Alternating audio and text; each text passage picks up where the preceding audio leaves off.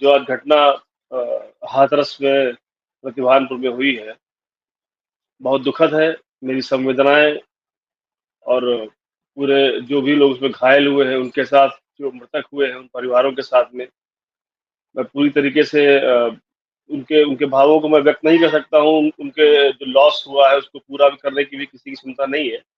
मेरा पूरा उनके साथ में सहानुभूति है। आदरणीय प्रधानमंत्री जी ने भी अपने संबोधन के दौरान इस घटना का संज्ञान लेकर के उनकी संवेदना जो व्यक्त करी है, माननीय मुख्यमंत्री जी ने भी व्यक्त किया है। देखिए मैं समझता हूँ ये विषय ऐसा है, ये घायलों का, मृतकों का विषय है, इस पे किसी प्रकार की राजनीति से बचना चाहिए। एक ब्रॉडर एस्पेक्ट पे मैं जहाँ देखता हूँ, तो मुझे लगता है कि राजनीति से परे हट करके सोचना चाहिए कि इस प्रकार की घटनाएँ आखिर हो क्यों रही?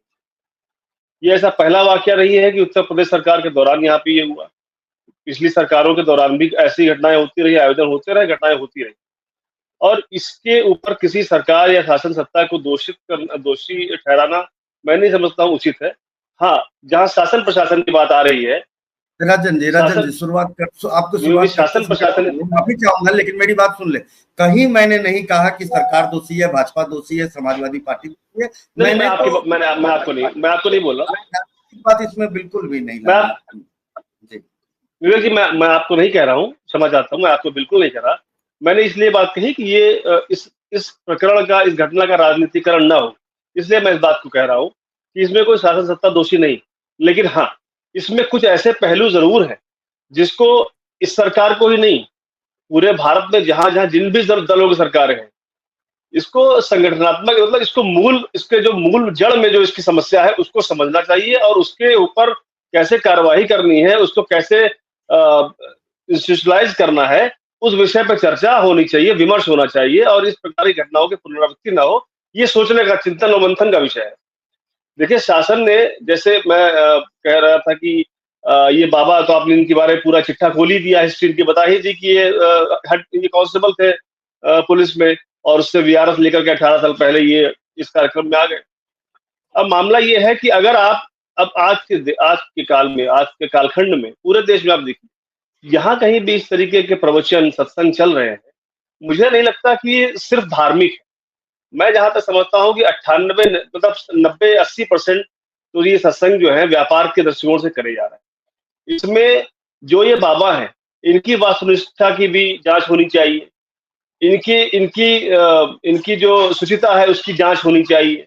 जिस तरीके से हम आईएएस आईपीएस तमाम सारे कैडर्स और बाबुओं की भर्ती करते हैं, मेरा ये व्यक्तिगत मानना है कि बाबाओं की भी नियुक्ति एक ऐसा बोर्ड बनना चाहिए देश में, जो ऐसे बाबाओं को बाबागिरी करने से पहले उनका इंटरव्यू ले और ये देखे कि ये बाबा बनने के लायक है कि नहीं है, इनके मनोभाव ऐसे हैं कि नहीं है। अगर आप बाबा बन के समाज के बीच में घूम रहे हैं, लोगों को सत्संग में बैठा रहे हैं, लोगों को जीवन जीने का ज्ञान पढ़ा रहे हैं, तो आप उसको फॉलो करते हैं कि नहीं करते? आप पैसा क्यों ले रहे हैं?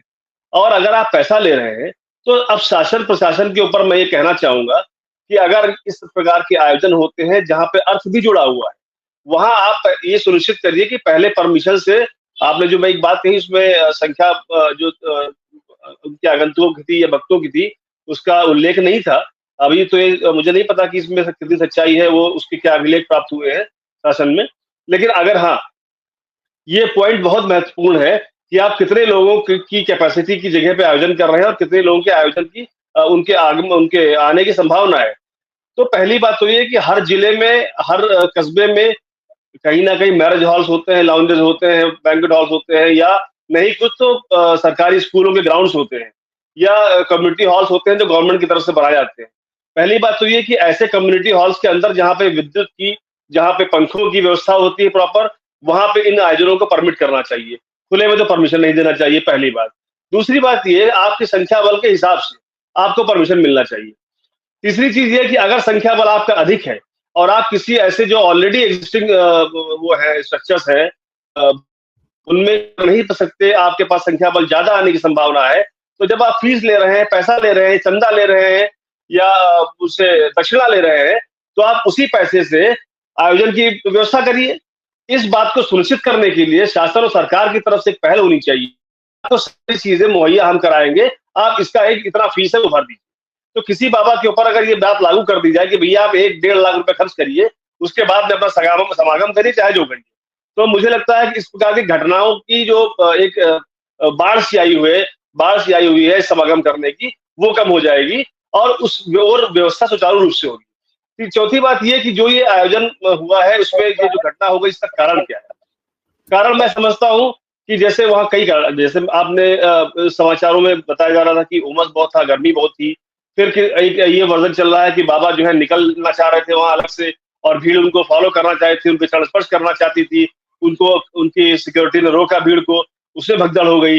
एक ये हो रहा है कि चूंकि बारिश का मौसम है, उमस तो थी, बारिश की वजह से पंडाल के अगल बगल में आजू बाजू में पानी भरा हुआ था, जहां भीड़ एक्यूमुलेट हो गई और उसमें कहीं धक्का मुक्की में 2-4 लोग गिर पड़े एक दूसरे के ऊपर और उसी में भगदड़ मच गई।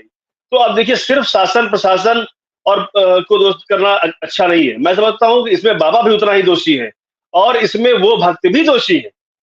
अब आप देखिए कि वहां अधिकांश जो लोग मृतक हुए हैं उनमें संख्या जो है महिलाओं की ज्यादा है, गरीबों की ज्यादा है।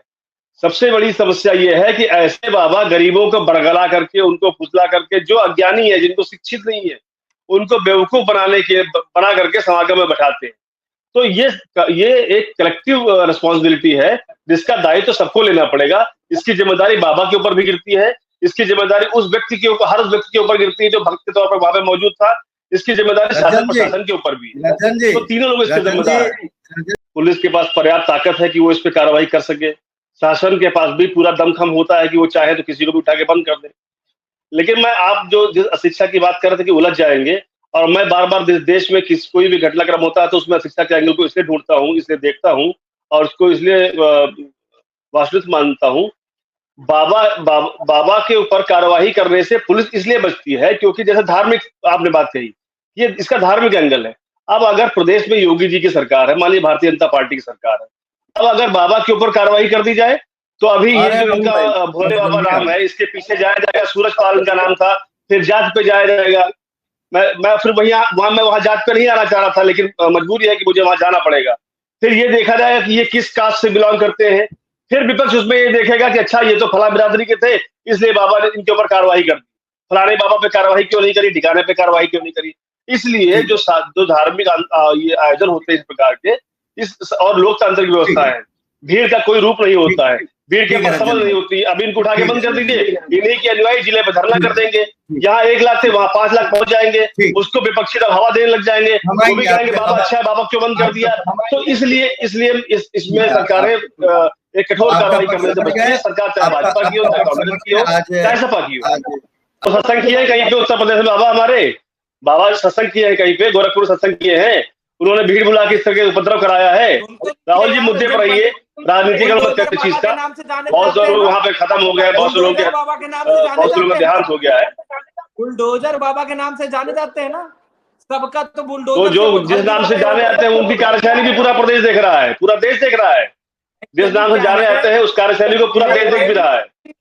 विवेक भाई, दिक्कत यह है कि ना तो प्रधानमंत्री नरेंद्र मोदी जी को सुनने की आदत रह गई है, अमित शाह जी को सुनने की आदत रह गई है, राजनाथ सिंह जी को सुनने की आदत रह गई है, उसी तरीके से रंजन पांडे जी को भी सुनने की आदत। अब आप कुतर्क करेंगे तो बोलना पड़ेगा ना। राहुल गांधी सदन में कुतर्क कर रहे थे तो वहां माननीय प्रधानमंत्री जी को बोलना पड़ा, गृह मंत्री जी को बोलना पड़ा। ये आप कुतर्क करेंगे तो मैं बोलूंगा। से दूर रहना चाहिए, ये कह रहे थे कि बाबाओं से बचकर रहना चाहिए। आसाराम के पास कौन गया था आशीर्वाद लेने? बाद में आसाराम के कौन तो आसाराम को छोड़ दिया सरकार ने क्या? प्रधानमंत्री नरेंद्र मोदी जी का बड़ा सा तस्वीर है आसाराम के साथ। तो आज छोड़ दिया उन्होंने उनके नारायण साई को। शासनकाल में आसाराम जी गए थे अंदर, किसके शासन? तो छोड़ दिया क्या भाजपा सरकार ने? नहीं, किसी भी शासन में गया भाजपा सरकार ने छोड़ दिया उनको। गुजरात में भाजपा की सरकार थी, मत भूलिए। केंद्र में सरकार कांग्रेस की थी, लेकिन गुजरात में भाजपा की सरकार थी, जिस सरकार में आसाराम बापू जेल गए। मत भूलिए इस चीज को राहुल जी। क्यों खराब कर रहे हैं, क्यों डिरेल कर रहे हैं यार? सुन लीजिए, खराब आप कर रहे हैं, डिरेल कर रहे हैं, आप विषय पर नहीं बात कर रहे हैं। इतनी बदतमीजी क्यों? ना बदतमीजी थोड़ी कर रहा हूँ, अरे बदतमीजी नहीं कर रहे आप विषय से भटका रहे हैं, मैं विषय में लेने की बात कर रहा हूँ। आप बोलेंगे तो मैं भी बात कर रहा हूँ। ये धमकी मत दीजिए राहुल गांधी की तरीके से। कि नहीं बोलने दूंगा, यही तो राजनीति ऐसे ही होती रहेगी, तो ये डिबेट ऐसे ही चलती रहेगी, चिल्लाते रहेंगे, आप भी चिल्लाते रहूंगा, मैं करते रहिए। भगवान है, सुनिए, आप दूसरे के बीच में बोलेंगे, आपके बीच में नहीं बोलेगा। राहुल भाई, नहीं तो आप भगवान है, आप जो है किसी भी मुद्दे को कुतर करते रहेंगे तो भगवान बन जाएंगे क्या? आप मुद्दे से डिबेट करेंगे, डिबेट को आप बोलते रहेंगे, सुनता रहूंगा मैं, नाटक करता हूँ मैं क्या? ये सबूत है कि भारतीय जनता पार्टी हिंदू हिंसक है, यही सब हिंदू हिंसक हैं जो भारतीय जनता पार्टी के हैं। आप जैसे राहुल गांधी ठीक बोला, मैं पॉजिटिव नहीं हूँ, मैं हिंसक, अगर मेरे मान सम्मान स्वाभिमान पे कोई बात उठेगी, कोई आंच आएगी तो हिंसक हो जाऊंगा। इस पे कहने में मुझे कोई गुरेज नहीं है, इसके लिए कोई अपॉलजी देने की मुझे आवश्यकता नहीं है राहुल जी। जहाँ पे मान सम्मान पे आंच आएगी वहां पे हिंसक भी हो जाएंगे। अरे वैचारिक नहीं, बिल्कुल नहीं है, वैचारिक डिफेंस करने का अधिकार तो सरकार, डिफेंस करने का अधिकार तो संविधान देता है। मुझे बोलने दीजिए, दोनों लोग शांत हो जाइए। अब सुन लीजिए, सुनिए मैं बोल रहा हूँ, मुद्दे पे बात करिए, डिबेट को डिरेल करने की मत प्रयास करिए। रंजन भाई 2 मिनट शांत हो। राहुल निश्चित तौर पर विवेक जी आप बिल्कुल सही कह रहे हैं। इसका कारण ही है क्योंकि बाबा जो है लोक भवन बातें करते हैं, झूठ फरेब की बातें करते हैं, आदमी को पता नहीं कहां कहां से जोड़ देते हैं कि आप तुम चाहे कुछ भी करो, हमारे चरण आके वंदन कर लो, तुम्हारे तुम सारे पापों से मुक्त हो जाओगे। तो इस तरीके की बातें जो हेमंत जी ने बात कही कि आदमी को अपने कर्मों भरोसा नहीं है, क्योंकि कर्म कर रहा जिंदगी पूरे जीवन में गलत, और उसके बाद सोचता है कि बाबा जी के दर्शन हो जाएंगे तो हम जो है सीधे जो है बैकुंठ हमें प्राप्त हो जाएगा। तो इस प्रकार की धारणा, अंधविश्वास जो आदमी के अंदर बसा हुआ है, उसको खत्म करने की जरूरत है। और वो उसमें सबकी जिम्मेदारी है, उसमें मीडिया की भी जिम्मेदारी है, उसमें नेताओं की भी जिम्मेदारी है, उसमें अफसरों की भी जिम्मेदारी है, सब लोग उसके लिए कलेक्टिवली जिम्मेदार, उसमें समाज की वो संभ्रांत वर्ग भी जो जिसको प्रबुद्ध वर्ग बोलते हैं, पढ़ा लिखा वर्ग बोलते हैं, उनकी भी जिम्मेदारी है कि अगर उनके आसपास ऐसे लोग हैं अंधविश्वासी जो किसी बाबा के ऊपर ब्लाइंड फेथ कर रहे हैं, तो उसको वो तथ्यों से रूबरू कराएं, उनको जानकारी दें, उनको समझाएं, बताएं। इसीलिए ये और जो ये बाबा इस तरह की गैदरिंग करते हैं तो स्वाभाविक है कोई भी दल, कोई भी पार्टी, कोई भी नेता इस पे कार्रवाई करने से इसलिए बचता है कि भैया अगर अभी इनको उठा के बंद कर देंगे तो इनके जो लाखों अनुयायी हैं वो हमारे विरोध में हो जाएंगे। तो लेकिन मैं आपसे पूरी जिम्मेदारी से बताना चाहता हूँ कि इसी प्रकार के जो संशोधन है, जैसे अभी हेमंत जी ने एक बात कही कि इनके प्रोपेगेंडा पे, इनके एडवर्टाइजमेंट पे लगाम लगनी चाहिए, इसी प्रकार के संशोधनों के लिए संसद में ऐसे बहुत सारी चीजें हैं। उसमें मैं खाली यही पॉइंट नहीं बता रहा हूँ, ऐसे बहुत सारे आर्टिकल्स हैं जो उसमें इंक्लूड किया गया है। आईटी और कंज्यूमर प्रोटेक्शन बिल जो संसद में पेश किया जा रहा था, उसमें बहुत सारी ऐसी चीजें थी कि साइबर फ्रॉड की घटनाएं ना हो सके किसी के साथ में, और फर्जी लोग भवन वादे, आदमी जो झूठे एडवर्टाइजमेंट करता है, चाहे वो कंपनियां हो, चाहे वो मल्टीनेशनल्स हो या कोई व्यक्ति हो, वो इस तरह की बातें करके जनता को गुमराह ना कर सके। अब तीसरी बात मैं ये कहना चाहूंगा विवेक जी कि इसमें शासन और सरकार की जिम्मेदारी ये है कि आप जैसे वैष्णो देवी आप गए होंगे या सुना होगा, तो वहां पे जब आदमी एक लिमिटेशन है कि इतने लोगों को दर्शन कराया जाए, इतने लोग, ठीक है रंजन भाई समझे, इतने लोगों को दर्शन कराया जाएगा, उससे अधिक संख्या होगी तो उनको परमिशन नहीं मिलेगा। अब शासन की जिम्मेदारी यहाँ पर ये बन जाती है कि अगर उसने 25,000 लोगों के लिए परमिशन लिया है, जहाँ दुर्लभ चढ़ाई है वहां पे भी ये व्यवस्था है, साईं बाबा जी के मंदिर में जहाँ पे जमीन पे है, प्लेस पे है, वहां भी व्यवस्थाएं हैं। देखिए व्यवस्थाएं शासन करनी है, और इस तरीके के बाबाओं के लिए बोर्ड की आवश्यकता नहीं है, इस तरीके के बाबाओं के लिए कानून में सख्ती की आवश्यकता है। लोकल लेवल पे जो थाना कोतवाली या पुलिस की व्यवस्था है, एसपी ऑफिस है, वहां पे ऐसे लोगों के लिए इस तरीके से जो कड़े कानून है उनका इम्प्लीमेंटेशन होना चाहिए, उसका फॉलोअप होना चाहिए। तो ये शासन में व्यवस्थाएं लागू हो जाए, इसके लिए सरकारें काम कर रही हैं, और आगे आने वाले समय में आपको ये सब व्यवस्थाएं देखने को मिलेंगी। लेकिन जो शासन सत्ता की प्राथमिकता होती है, पहले उस पर काम किया जाता है। ये बाबा हमारी प्राथमिकता में नहीं है, और ना ये बाबा किसी सरकार की प्राथमिकता में होते हैं। इनके समागम, इनके जो सत्संग है वो किसी सरकार की प्राथमिकता में नहीं है, इसलिए ये अभी इस तरीके से हो रहा है। लेकिन जिस तरीके से घटनाएं हो रही हैं, जिस तरीके से घटनाएं इतिहास में अपने विगत कालों में हुई है, उन सबसे सीख लेते हुए, उन सबका संज्ञान लेते हुए समझदारी के साथ उस पर कार्रवाई करने की बात हो रही है, बात होगी। इसमें जो भी दोषी पाए जाएंगे उन पर कड़ी कार्रवाई होगी, चाहे प्रशासन के लोग हो और चाहे स्वयं बाबा हो। वहां पे जानकारी के लिए हमारे तीन मंत्री सरकार के पहुंच चुके हैं, मुख्य सचिव पहुंचे हुए हैं, डीजी पहुंचे हुए हैं, सब कार्रवाई होगी, निश्चित रहिए। बिल्कुल कार्रवाई होगी, 100% कार्रवाई होगी, मेरा विश्वास है, पूर्ण विश्वास। और जब हाथरस में दो लड़कियों का बलात्कार करके लटका दिया गया, ठीक है, आप बोलिए यहाँ पे